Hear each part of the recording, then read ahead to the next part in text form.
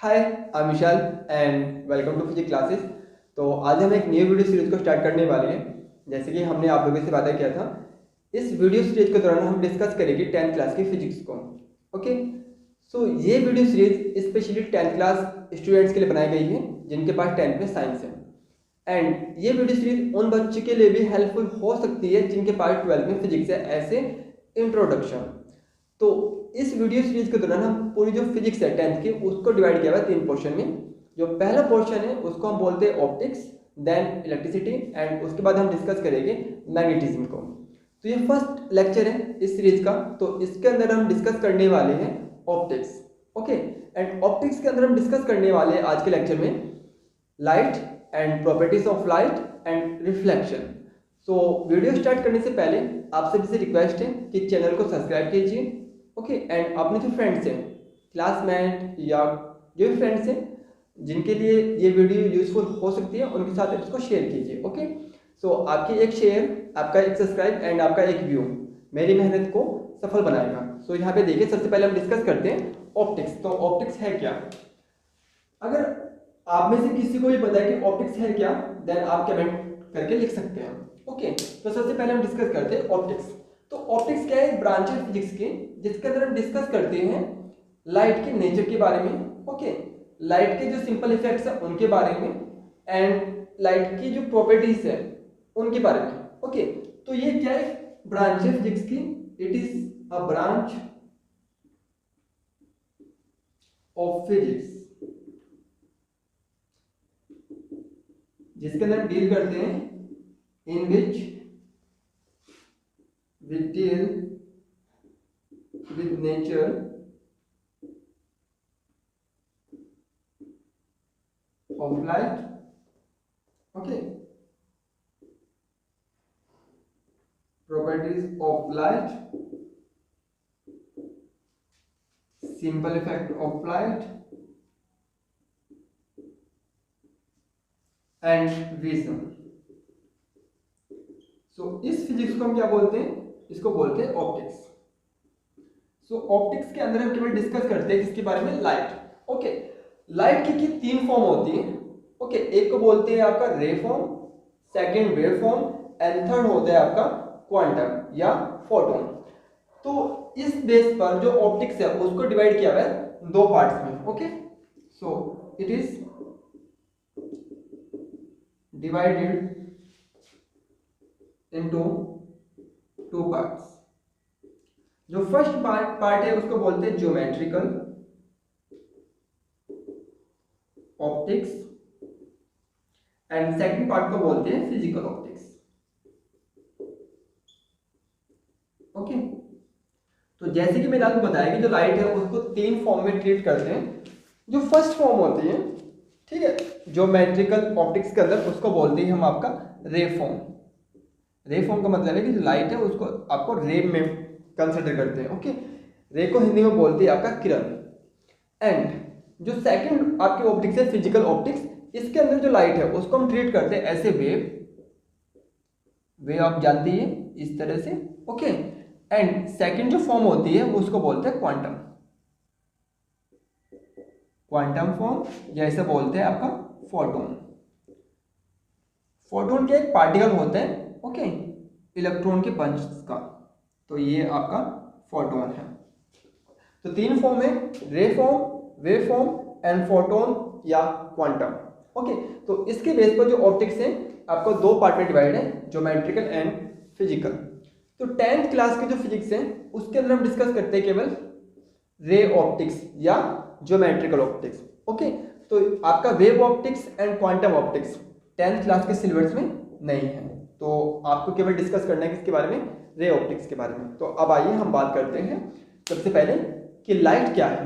Okay, so light so light है क्या? Light क्या है? एक एनर्जी फॉर्म है जो किसी भी ऑब्जेक्ट को क्या कराता है? हेल्प करता है विजिबल होने में। ओके, अगर ये किसी डार्क पोर्शन में रखा हुआ है तो दैट्स मीन ये विजिबल नहीं होगा। अगर लाइट पोर्शन में रखा हुआ तो ये विजिबल होगा। ओके, तो हम कह सकते हैं कि जो लाइट है वो एक फॉर्म है, it is a form of energy. Okay, which makes objects visible to our eye, जो हमारी आंखों को ऑब्जेक्ट्स क्या कराता है, विजिबल कराता है। ओके, तो उसको क्या बोलते हैं, लाइट बोलते हैं। अब लाइट की बहुत सारी प्रॉपर्टीज हैं, यहाँ पर कुछ प्रॉपर्टीज आपके रे प्रॉपर्टीज होगी, कुछ वेव प्रॉपर्टीज होगी। ओके, तो आप अभी रे और वेव्स को भूल जाइए, खाली आपको ध्यान देना है लाइट की प्रॉपर्टीज के बारे में। ओके, तो हम पहले डिस्कस करते हैं properties of light. So properties of light. अब प्रॉपर्टीज ऑफ लाइट से क्या मतलब है कि जो लाइट की विशेषताएं हैं। ओके, जैसे कि हर एक इंसान के, हर एक चीज की अपनी विशेषता होती है, ऐसे लाइट की क्या विशेषता है। तो विशेषता देखते हैं सबसे पहले क्या है।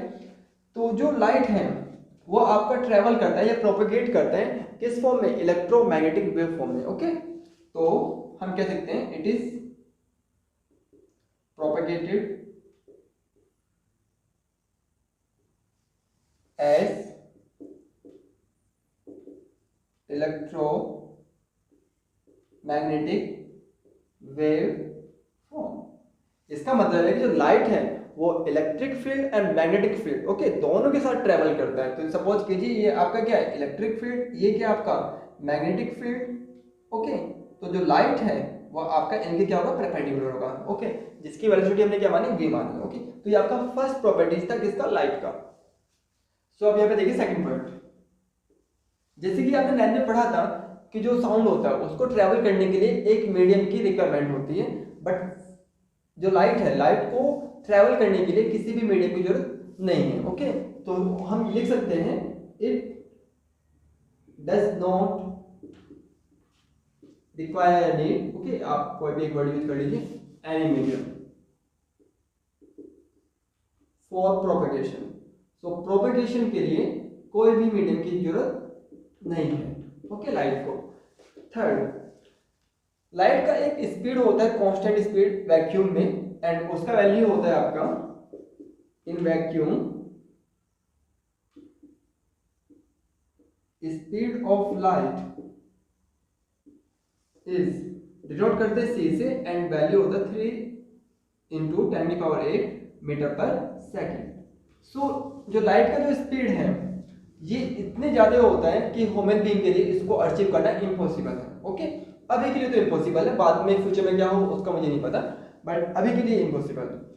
सो आपका जो फोर्थ पॉइंट है, अगर हम सभी जो आपका इलेक्ट्रोमैग्नेटिक वेव्स हैं अगर उनका स्पेक्ट्रम लें, स्पेक्ट्रम का मतलब है कि डिफरेंट डिफरेंट वेवलेंथ्स की लाइट्स को अगर हम कंसीडर करें, ओके, तो वो क्या बनाता है, स्पेक्ट्रम बनाता है। फॉर एग्जांपल जैसे कि आपने देखा होगा रेनबो, रेनबो के अंदर 7 डिफरेंट कलर्स हैं। ओके, तो सभी कलर्स का अपना क्या वेवलेंथ है, अगर उन सभी वेवलेंथ को हम मिला दें तो क्या बनता है, स्पेक्ट्रम बनता है। ओके, तो वहां भी क्या, रेनबो के अंदर कलर का स्पेक्ट्रम है, 7 कलर्स, तो उसे क्या बोलते हैं, स्पेक्ट्रम।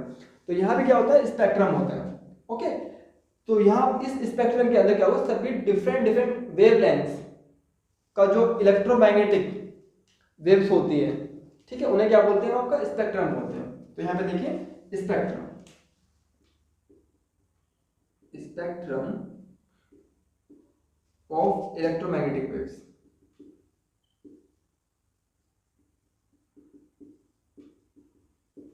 अगर हम स्पेक्ट्रम ड्रॉ करें किसके लिए, इलेक्ट्रोमैग्नेटिक वेव्स के लिए, तो सपोज कीजिए ये आपका स्पेक्ट्रम है। ओके, यहां पे बीच में कहीं पर आपका लाई करता है लाइट रीजन, लाइट रीजन को बोलते हैं विजिबल रीजन। विजिबल क्यों, बिकॉज यही रीजन हमें दिखाई देता है। ओके, इस रीजन के आप अगर इस साइड जाते हैं वो भी आपको दिखाई नहीं देगा, अगर आप इस साइड जाते हैं तो भी आपको दिखाई नहीं देगा। ओके, सो लाइट रीजन या विजिबल रीजन के जो इस साइड रीजन होता है इसको बोलते हैं आपका इंफ्रारेड। इंफ्रारेड, इस साइड होता है आपका माइक्रो वेव एंड इस साइड होता है आपका radio wave. Okay, radio waves जो है आपका काफी लंबा ट्रेवल करता है, तो ये जो वेवलेंथ है काफी ज्यादा होती है। इसका वेवलेंथ जो है वो होता है आपका माइक्रो में। ओके, माइक्रो का मतलब 10⁻⁶। इंफ्रारेड का जो वेवलेंथ है वो होता है आपका 700 एंगस्ट्रॉम से ज्यादा। ओके, सो हम कह सकते हैं कि जो आपका विजिबल रीजन है वो लाई करता है किसके बीच में, 3500 एंगस्ट्रॉम से 7000 एंगस्ट्रॉम। अब ये है क्या, इसे हम बोलते हैं वेवलेंथ। ओके, तो ध्यान रहे ये क्या है, वेव लेंथ। ओके, वेवलेंथ के बारे में डिस्कस करेंगे। अब यहाँ पहले यहाँ पे देखिए, इस साइड जो रीजन होता है उसको बोलते हैं ultraviolet. Ultraviolet, ultraviolet के बारे में आपने सुना होगा कि ये आपकी जो सनलाइट है, ओके, जो सूरज की किरणें होती है उनमें मिलता है। एंड इन अल्ट्रा वायलेट जो रे होती है, इनकी वजह से ह्यूमन बींग्स में क्या हो सकता है, स्किन कैंसर की प्रॉब्लम बनी रहती है। ओके, तो यहाँ पे देखिए, इस साइड जो रीजन होता है उसको हम बोलते हैं एक्सरे। एक्सरे के बारे में हम सभी जानते हैं कि जब आपके कोई भी शरीर में कोई भी बोन्स टूट जाए तो हम क्या कराते हैं, एक्सरे कराते हैं कि देखने के लिए। ओके, तो ये एक्सरे होता है। एंड इस साइड जो आपका रीजन होता है उसको बोलते हैं गामा रे। तो एक्सरे का जो रीजन होता है ये आपका लाई करता है 0.1 एंगस्ट्रॉम से 100 एंगस्ट्रॉम के बीच में। ओके, एंड जो इससे छोटा होता है वो क्या होता है, आपका gamma ray. So light reason ही हमें क्या है, विजिबल है, बाकी जो रीजन है वे हमें विजिबल नहीं है। For example radio waves. Okay, आपने फोन में रेडियो होगा तो आप उसे स्टार्ट करते हैं, सुन भी सकते हैं रेडियोज को, बट जो रेडियो वेव्स आपके सराउंडिंग है क्या आपको दिखाई देती है, नहीं दिखाई देती। ओके, बिकॉज वे जो ह्यूमन आइज की जो रेंज है वो कितना है, 3500 एंगस्ट्रॉम से 7000 एंगस्ट्रॉम, ठीक है, उससे क्या ज़्यादा है, तो ये हमें दिखाई नहीं दे सकती। माइक्रोवेव जो माइक्रो ओवन में होती है, जो खाना बनाने में यूज किया जाता है, ओके, वे भी आपको दिखाई नहीं देगा। इंफ्रारेड जो टीवी का रिमोट है, ओके, वो आपका प्रोड्यूस करता है किसको, इंफ्रारेड को, बट वो भी हमें दिखाई नहीं देता बिकॉज वो आपका 7000 एंगस्ट्रॉम से क्या ज़्यादा है, मतलब हमारी जो आई है उसके रेंज से ज़्यादा हो जाता है, तो हमें दिखाई नहीं देता। बट इंफ्रारेड को हम कैप्चर कर सकते हैं फोन कैमरा से। ओके, तो देखिए ये आपका रिमोट है, ओके, टीवी रिमोट। अगर मैं इसकी कोई भी बटन को प्रेस करता हूँ तो इसमें से इंफ्रारेड निकलती है। एक मिनट, थोड़ा पास आना पड़ेगा तो शायद आपको दिख रहा होगा इंफ्रारेड। ओके, बहुत ही लाइट होगा, तो ये क्या आपका इंफ्रारेड से। ओके, इनको केवल कैप्चर किया जा सकता है फोन कैमरा से। ओके, सो अब यहाँ पर आइए, अब बात आती है वेवलेंथ है क्या। तो यहाँ पर आइए, अगर हम यहाँ पे ड्रॉ करते हो वेव्स, तो ये वेव्स है। ओके, इन पोर्शन को बोलते हैं आपका क्रस्ट। तो ये क्या आपका क्रस्ट, क्रस्ट का मतलब होता है मैक्सिमम पॉइंट। ओके, जैसे कि आपका माउंटेन का सबसे बड़ा जो सबसे ऊंचा पीक होता है उसे क्या बोल सकते हैं हम, क्रस्ट बोल सकते हैं। तो दो क्रस्ट के बीच का जो डिस्टेंस होता है उसे क्या बोलते हैं हम, वेवलेंथ। एंड वेवलेंथ को डिनोट करते हैं कैसे, लैम्डा से। ओके, तो ध्यान रहे कि wavelength is denoted by lambda. So अब यहाँ पे देखिए आपका नेक्स्ट पॉइंट फिर, तो यहाँ पर जो आपका लाइट रीजन है उसको मैं यहाँ पे ड्रॉ कर रहा हूँ। ओके, सो ये आपको हम बोल सकते हैं विजिबल रीजन। विजिबल रीजन, सबसे पहले जो यहाँ पे कलर होता है उसे बोलते हैं वॉयलेट, देन ब्लू, ओके, उसके बाद green, then yellow, orange, and सबसे लास्ट में होता है रेड। इधर का जो रीजन होता है उसे क्या बोलते हैं, अल्ट्रा वॉयलेट।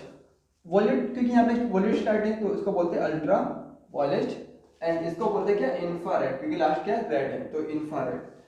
ओके, इसका जो रेंज होता है विजिबल रीजन का वो क्या होता है, 3500 एंगस्ट्रॉम टू 7000 एंगस्ट्रॉम। एक बार ध्यान रहे कि कुछ बुक्स में जो रेंज है वो आपका लिखा होगा 4000 एंगस्ट्रॉम टू 7000 एंगस्ट्रॉम, तो आप कंफ्यूज होने की जरूरत नहीं है।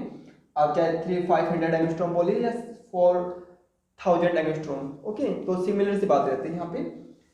तो ये जो कलर्स है ये आपका विजिबल रीजन के अंदर हम देख पाते हैं। ओके, तो यहाँ पर जो वॉयलेट कलर है विजिबल रीजन के अंदर, इसका जो वेवलेंथ है वो सबसे कम है, एंड रेड कलर का जो वेवलेंथ है वो क्या सबसे ज्यादा है। तो ये बात आप नोट करके रखिएगा। ओके, तो नेक्स्ट पॉइंट पे आते हैं 6। तो क्या होता है कि जो सबसे ज्यादा जो ह्यूमन आई को जो सेंसिटिव करता है वो करता है ये दो कलर जो आपके मिड में है, कौन, ग्रीन एंड येलो।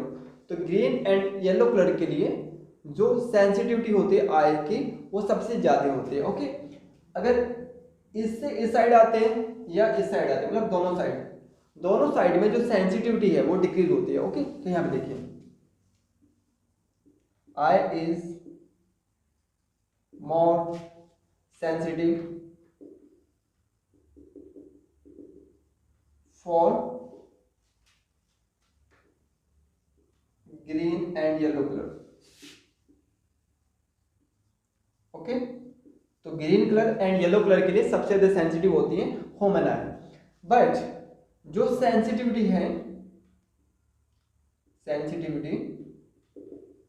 वो आपका डिक्रीज होती है, ठीक है, ऑन बोथ साइड। तो यहाँ पे देखिए अगर हम इसको ग्राफ बनाएं तो ये सपोज कीजिए ये आपकी क्या है सेंसिटिविटी। ओके, और यहाँ पे देखिए जो सेंसिटिविटी है वो बहुत तेजी से क्या होता है डिक्रीज होती है। तो सबसे ज्यादा जो सेंसिटिविटी है वो किसके लिए है, ग्रीन कलर के लिए। देखिए ये जब आपका क्या पीक है तो उसका कलर सबसे ज्यादा सेंसिटिव है। ओके, आए तो ये कौन सा कलर है, तो ग्रीन होगा या फिर आपका कौन सा होगा, येलो। ओके, तो ग्रीन कलर या फिर येलो कलर के लिए ह्यूमन आई सबसे ज्यादा क्या होती है, सेंसिटिव होती है। बाकी आप इस साइड जाइए सेंसिटिविटी घट रही है, इस साइड जाओगे तो भी घट रही है।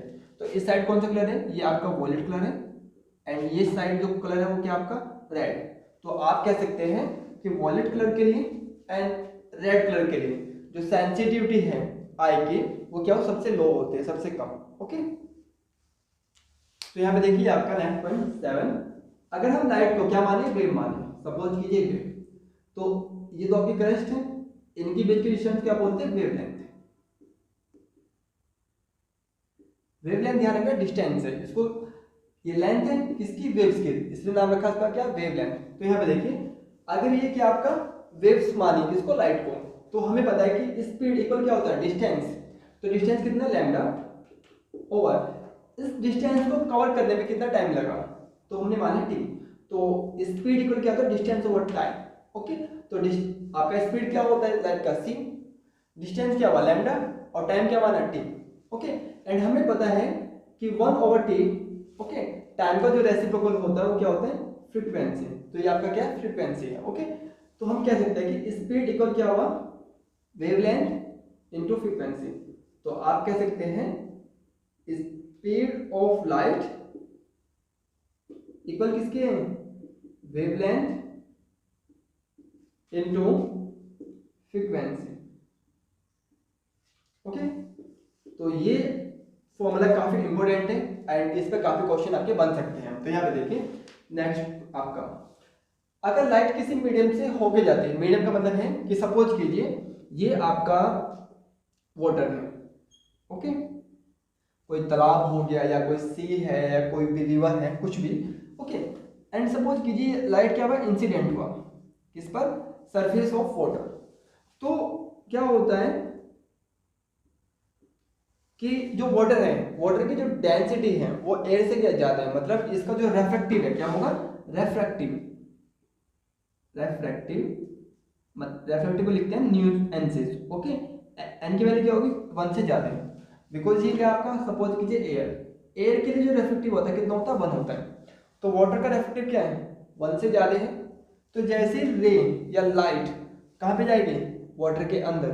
ओके, तो इसका रेफ्रेक्टिव 1 से ज्यादा होने की वजह से जो आपका लाइट है, लाइट की स्पीड एंड वेवलेंथ वाटर के अंदर क्या हो जाती है, चेंज हो जाती है। ओके, तो हम कह सकते हैं कि जब लाइट पास होती है वन मीडियम से अनदर मीडियम, ओके, तो उसका वेवलेंथ एंड स्पीड दोनों क्या जाती है, चेंज हो जाती है। ओके, तो यहां पे देखिए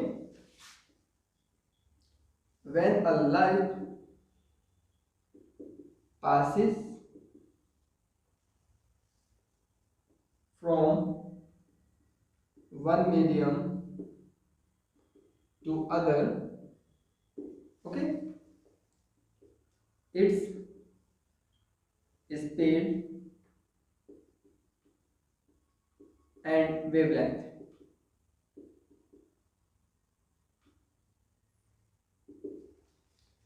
may change। तो इसकी जो वेवलेंथ है एंड स्पीड है वो चेंज हो जाती है। ओके, एंड साथ ही साथ जो इसका एम्पलीट्यूड होता है, एम्पलीट्यूड मतलब मैक्सिमम डिस्प्लेसमेंट। जैसे कि यहाँ पे देखिए ये आपकी कोई वेव है। ओके, ये सपोज कीजिए आपका स्टार्ट हो रही है यहाँ से, तो ये क्या मैक्सिमम पॉइंट, तो ये क्या होगा आपका एम्पलीट्यूड। तो एम्पलीट्यूड चेंज हो सकता है, ये चेंज नहीं हो सकता। ओके, एम्पलीट्यूड ऑफ वेव में चेंज और रिमेन सेम, तो वो सेम भी रह सकता है, बट जो इसका फ्रीक्वेंसी है और कलर है वो चेंज नहीं होगा। सपोज कीजिए अगर ये रेड लाइट है, ओके, तो वाटर के अंदर जाने के बाद भी ये क्या रहेगा, रेड रहेगा, ग्रीन नहीं बनेगा। ओके, तो इसका जो फ्रीक्वेंसी है और कलर वो चेंज नहीं होता, but its colour and frequency do not change. तो इसकी जो कलर है और फ्रीक्वेंसी वो चेंज नहीं होती किसके अंदर, अदर मीडियम के अंदर भी। ओके, तो जैसे हम यहाँ पे एग्जांपल लिया था क्या, वाटर, तो वाटर के अंदर जो आपके लाइट है उसका कलर चेंज नहीं होगा। तो हम कह सकते हैं जो कलर है, ओके, वो आपका डिटरमिनेट नहीं किया जाता किससे, फ्रीक्वेंसी से। ओके, सॉरी, तो हम यहाँ पे कह सकते हैं जो कलर है किसी भी लाइट का वो आपका डिटरमिनेट किया जाता है किससे, फ्रीक्वेंसी से, ना कि वेवलेंथ से, क्योंकि वेवलेंथ क्या होता है, चेंज हो जाता है किसी भी मीडियम के अंदर। ओके, जिसका रिफ्रैक्टिव क्या 1 से ज़्यादा हो। तो इस केस में हम कह सकते हैं कि जो फ्रीक्वेंसी है वो आपका डिटरमिनेट करती है किसको, कलर को, ना कि वेवलेंथ। ओके, जैसे कि यहाँ पर आपके दिमाग में आ रहा होगा कि जो आपका वेवलेंथ है वो किसको डिटरमिनेट कर रहा है, कलर को, बट ऐसा एक्चुअली है नहीं। ओके, सो यहाँ पे देखिए आपका नेक्स्ट पॉइंट 9। तो जैसे कि हमने पढ़ा कि अगर लाइट किसी एक मीडियम से दूसरे मीडियम में जाता है तो उसका स्पीड, ओके, एंड वेवलेंथ वो क्या हो जाता है, चेंज हो जाता है। तो हम कह सकते हैं कि हमें स्पीड और वेवलेंथ, ओके, अदर मीडियम के अंदर वो निकालना पड़ेगा। ओके, तो यहाँ पे देखिए स्पीड को हमने मान लिया क्या, v, एंड जो न्यू वेवलेंथ है वो हमने क्या मान लिया, लैम्डा डैश, बिकॉज पहले आपका जो वेवलेंथ है क्या था, लैम्डा, कहाँ पर, एयर के अंदर। वाटर के अंदर हमने क्या मान लिया, वेवलेंथ क्या, लैम्डा। ओके, वाटर भी हो सकता है या कुछ और मीडियम हो सकता है, केवल एग्जांपल है water. Okay, in medium, and जो मीडियम है उसका जो रिफ्रैक्टिव है क्या होना चाहिए, 1 से ज़्यादा होना चाहिए। तो जो आपका v होगा, ओके, v का मतलब है स्पीड इन वाटर, तो क्या होगा, c/n। इसका मतलब है कि वैक्यूम में जो स्पीड है उसको डिवाइड किससे कर दीजिए, n से, मतलब रेफ्रैक्टिव से। ओके, एंड जो आपका लैम्डा है, लैम्डा डैश, वो भी आपका होगा λ/n, जो आपका एक्चुअली वेवलेंथ था उसको डिवाइड कैसे कर दीजिए, रेफ्रैक्टिव से, तो आपकी वेवलेंथ आ जाएगी किसके अंदर, सेकंड मीडियम के अंदर। तो ये था आपका speed in other medium and wavelength in other medium. Okay, so next point आपका 10th। तो यहाँ पे ध्यान रखना कि जो v है, वेलोसिटी, ओके, देखो हमारे पास फॉर्मूला था कि speed equal, okay, wavelength into frequency. Frequency क्या होती है, सेम होती है सभी की। तो मैंने यहाँ पे मान लिया कि जो वेलोसिटी है किसके अंदर, वाटर के अंदर या किसी मीडियम के अंदर, वो तो v है। तो स्पीड इक्वल क्या होगा, वेवलेंथ, तो वेवलेंथ क्या है, v डैश, एंड फ्रीक्वेंसी क्या है, फ्रीक्वेंसी तो f ही होगी, बिकॉज फ्रीक्वेंसी कभी चेंज नहीं होती।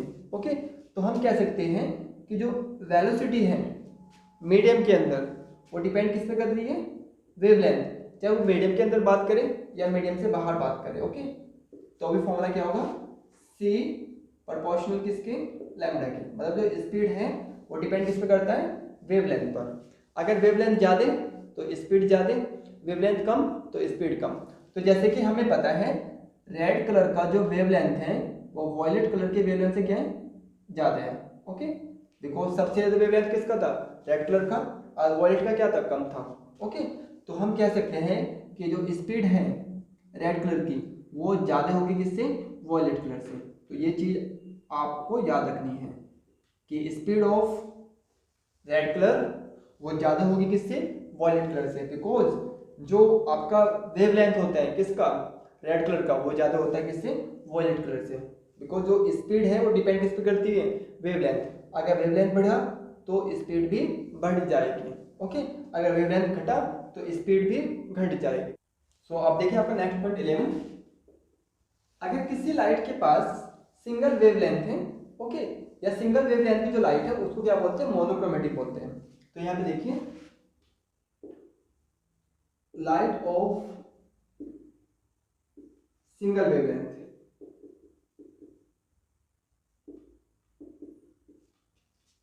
is called monochromatic.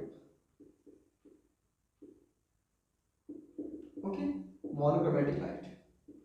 तो सिंगल वेवलेंथ की जो लाइट होती है उसे क्या बोलते हैं, मोनोक्रोमेटिक लाइट बोलते हैं। 12th हमने पढ़ा होगा लेजर, LASER। ओके, तो लेजर क्या है, लेजर क्या है, एक मोनोक्रोमेटिक लाइट है जो आपका यूनिट डायरेक्शन चलती है। यूनिट डायरेक्शन मतलब एक ही डायरेक्शन में। ओके, तो आप समझे कि मोनोक्रोमेटिक है क्या, मोनोक्रोमेटिक वो है जिसके पास क्या हो, सिंगल वेवलेंथ हो, मतलब एक ही वेवलेंथ का जो लाइट होता है उसे क्या बोलते हैं, मोनोक्रोमेटिक बोलते हैं। ओके, तो यहाँ पे देखिए, it is monochromatic, okay, coherent and unidirection या यूनिडायरेक्शनल, ओके, बीम। तो ये क्या है आपका, मोनोक्रोमेटिक है। कोहेरेंट का मीनिंग होता है कोई ऐसी लाइट जिसके अंदर जो जितने भी आपकी वेव्स हैं, ओके, वे सभी आपका एक ही फेस में हो। तो अभी आपको इसकी जरूरत नहीं समझने की, तो आप समझिए मत। तो मोनोक्रोमेटिक है और क्या है, यूनिडायरेक्शन, मतलब एक ही डायरेक्शन में चलता है, उसे क्या बोलते हैं आपको, लेजर। अब कई बार आपसे लेजर की जो फुल फॉर्म है वो पूछ ली जाती है, तो लेजर की फुल फॉर्म है क्या। तो लेजर क्या है, ये आपका लाइट है। ओके, ए का मतलब है वो क्या करता है, इसको एम्प्लीफिकेशन करता है, एम्प्लीफिकेशन मतलब उसको बढ़ा देना। ओके, एम्प्लीफिकेशन, एम्प्लीफिकेशन कैसे करता है, उसको स्टिमुलेट करके, स्टिमुलेट का मतलब उत्सर्जित करके। ओके, मतलब उसको बढ़ा देना। Okay, by stimulated. ओके, कैसे स्टिमुलेट करना है, एमिशन, किसका एमिशन, रेडिएशन का। Okay, emission of radiation. तो ये आपके फुल फॉर्म है किसकी, लेजर की। ओके, तो बात करते हैं आपके नेक्स्ट पॉइंट पर 13। ओके, अगर हम लाइट को क्या माने, रे, तो इस केस में जो लाइट है वह आपके दो तीन फिनोमेना शो करते हैं, जैसे कि रिफ्लेक्शन एंड रिफ्रैक्शन। ओके, तो अगर हम क्या माने, इसको रे माने, तो सबसे पहले बात करते हैं आपका रिफ्लेक्शन पे। ओके, तो सबसे पहले आपको होगा रिफ्लेक्शन। तो रिफ्लेक्शन, तो रिफ्लेक्शन क्या है, देखें यहाँ पे सपोज कीजिए ये कोई एक सरफेस है। ओके, जो वन साइड क्या है आपका, पेंट है। ओके, ये आपका ऑफ साइड पेंट होता है। तो यहाँ पर क्या हुआ, एक रे आती है, मतलब लाइट आती है, एंड वो क्या हुआ, इंसिडेंट इस सरफेस पर, इसे बोलते हैं इंसिडेंट रे। इंसिडेंट, जहां पर रे इंसिडेंट होते हैं वहां पर हम ड्रॉ करते हैं किसको, एक नॉर्म को। नॉर्म हमेशा परपेंडिकुलर होगा एंड वो हमेशा वहीं पे डलता है जहां पर क्या हो, रे इंसिडेंट हो। तो इसे क्या बोलते हैं, नॉर्म या नॉर्मल।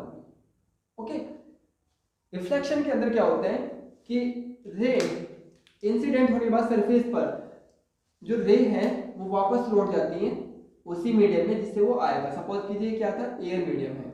ओके, तो दोबारा से कहाँ पहुंच गया, एयर में। तो इस फिनोमेना को क्या बोलते हैं हम, रिफ्लेक्शन। ओके, तो यहाँ पे देखिए, when light is incident, okay,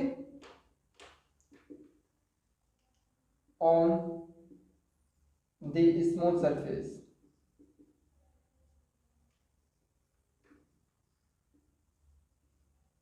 and most of light bags in same medium. This phenomena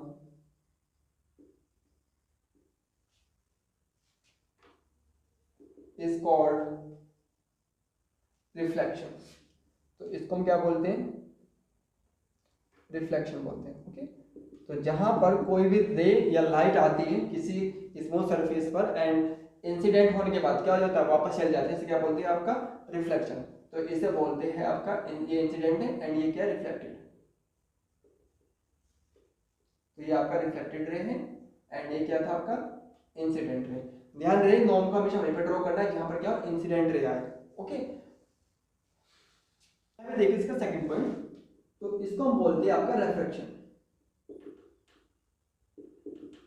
अब रिफ्रैक्शन को समझने के लिए यहाँ पे देखिए, एक बाउंड्री या कोई भी सरफेस, ओके, या लेयर, सपोज कीजिए आपका एयर है एंड ये आपका क्या है, वाटर।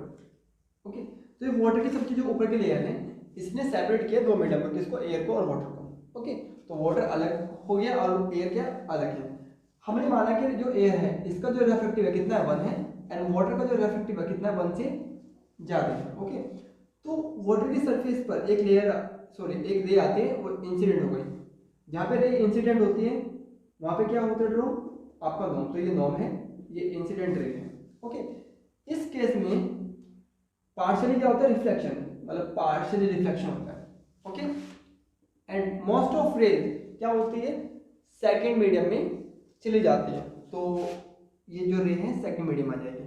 ओके, ध्यान रहे जब रे सेकंड मीडियम में आती है तो जो उसकी डायरेक्शन है प्रोपगेशन की वो चेंज हो जाती है, मतलब या तो वो नॉर्म के पास आती है या नॉर्म से दूर जाती है। वो सब डिपेंड करता है किस पर, रेफ्रैक्टिव पर। रेफ्रैक्टिव कम है या ज़्यादा है। ओके, तो इसको हम डिस्कस करेंगे नेक्स्ट लेक्चर में। तो अभी के लिए केवल इतना समझिए कि जब लाइट एक मीडियम से दूसरे मीडियम में आती है तो उसका जो प्रोपगेशन है, प्रोपगेशन पाथ या प्रोपगेशन डायरेक्शन वो चेंज हो जाती है। ओके, तो यहाँ पे देखिए, when a light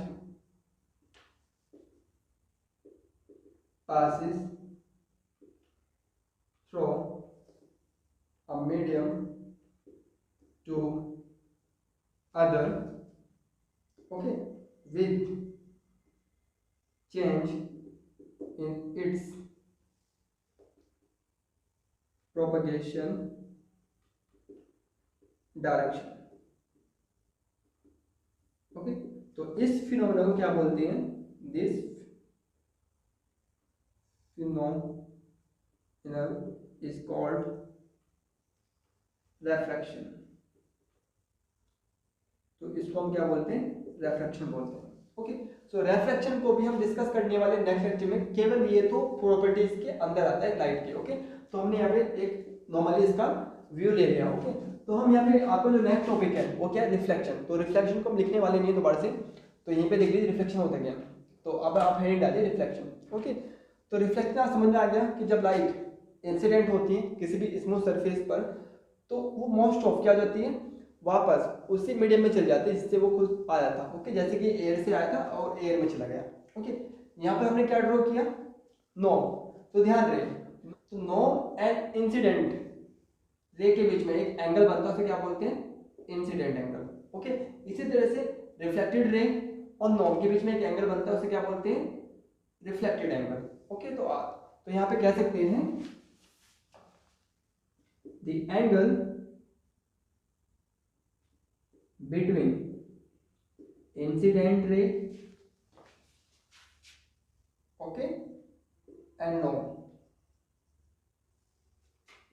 is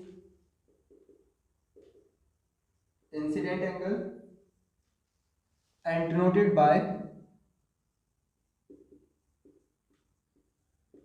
I। Okay, इसी तरह से हम कह सकते हैं जो एंगल है किसके बीच में, रिफ्लेक्टेड एंड नॉर्मल के बीच में, उसे हम क्या बोलते हैं, reflected angle and denoted by small r। Okay, the angle between reflected ray and norm, okay, norm is reflected angle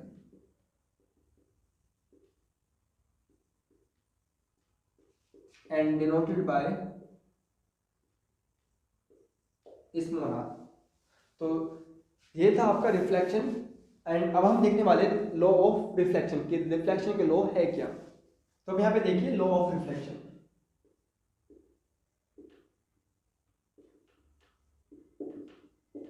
तो फर्स्ट लॉ जो है रिफ्लेक्शन का ये है कि जो आपका इंसिडेंट एंगल आई है एंड रिफ्लेक्टेड एंगल आर वो हमेशा इक्वल होना चाहिए। ओके, सो हम कह सकते हैं incident angle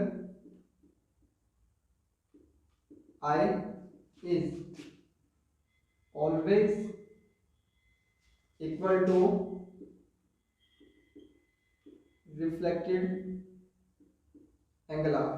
that's mean I equal किसके होगा, आर के। ओके, सेकंड लॉ कहता है कि जो इंसिडेंट आप देख पा रहे हो कि incident ray, norm and reflected ray हमेशा लाई क्या करते हैं, सेम सरफेस के पॉइंट पर। ओके, मतलब जो आपका पॉइंट है वो उस पर लाई करते हैं, मतलब आपका कह सकते हैं कि ऑन सेम पॉइंट। तो यहाँ पे देखिए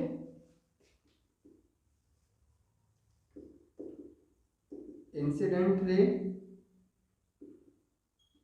नॉर्म या नॉर्मल आप कुछ भी लिख सकते हैं, एंड रिफ्लेक्टेड रे, ठीक है, always lie on same point. तो ये हमेशा सेम पॉइंट पर क्या करते हैं, लाई करते हैं। तो ये थे आपके लॉ ऑफ रिफ्लेक्शन। तो रिफ्लेक्शन के अंदर आपने देखा अगर आई और आर क्या हो, इक्वल हो, देन क्या होता है आपका रिफ्लेक्शन होता है। तो यहाँ पे देखिए हम यहाँ पे केस लिख सकते हैं। केस फर्स्ट, अगर आपका आई एंगल एंड आर मतलब इंसिडेंट और आपका रिफ्लेक्टेड दोनों क्या हो, जीरो हो, इसका मतलब ये है कि जो आपका रिफ्लेक्ट मतलब जो इंसिडेंट रे है एंड रिफ्लेक्टेड रे है, ओके, ये दोनों ही अलोन हो गए किसके, नॉर्म के, मतलब नॉर्मल के। सपोज कीजिए आपका क्या नॉर्मल है, ठीक है, आई जीरो होने का मतलब है कि आपका इंसिडेंट एंगल क्या होगा, नॉर्मल के अलोन होगा, एंड आफ्टर रिफ्लेक्शन जो रिफ्लेक्टेड रे होगी वो भी क्या होगी, नॉर्मल के अलोन होगी। ओके, तो ध्यान रहे जो एंगल है वो हमेशा मेजर किससे करते हैं, नॉर्मल से। तो नॉर्मल से ही एंगल का मेजरमेंट होगा। ओके, तो ये केस था आपका कौन सा, जब आई और आर दोनों क्या हो, जीरो हो। तो इस केस में इंसिडेंट रे, ओके, एंड आपका रिफ्लेक्टेड रे दोनों किसके अलोन होगा, नॉर्म के। ओके, तो ये नॉर्म के। तो ये था आपका reflection. Okay, reflection of light. तो आज के लिए इस वीडियो में इतना ही, एंड होप ये वीडियो आपके लिए काफ़ी हेल्पफुल हो। Okay, so have a good day and good luck for your preparation.